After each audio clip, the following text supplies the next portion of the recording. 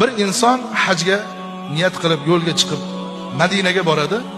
Rasul akram sallallohu alayhi va sallamni ziyorat qilar ekan, yig'lab bu muhabbat, yig'lab ravzada uxlab qoladi.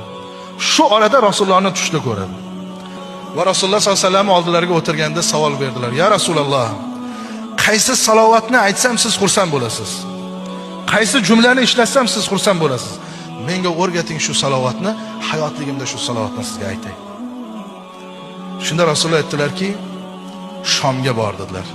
Badruddin al-Hasani ismlarigacha aytdilar. Borasan, topasan va shundan so'raysan. Mendan unga salom ayt. U aytgan salovatni o'rganib ol. O'sha salovatni men yaxshi ko'raman dedi. Tursalar tush, haj qilib bo'lganlardan keyin darrov qasd qilib haligi Shomga bordi. Shom bugun bizni zamonamizda Suriya davlati.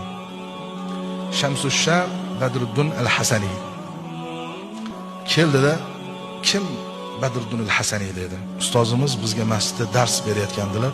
Menman. O'tirib yig'ladi, chunki u insonni topgani u uchun sharaf, baxt, chunki u insondan endi Rasulullohning aytganini so'rash kerak. Shuni sekin aytib berdi. Men tush ko'rdim, shunda Rasulullohni bu shaklda ko'rdim.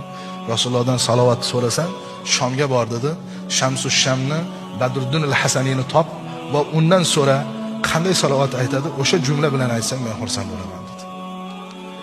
Ishonasizmi yo'qmi, bir necha daqiqa ustozimiz yig'ladilar deydi. Yani tasavvur qiling, sizni bir inson tushida Rasululloh bilan ko'rishsalarda siz to'g'ringizda aytsalar, bundan ortiq baxt yo'q-ku odamga.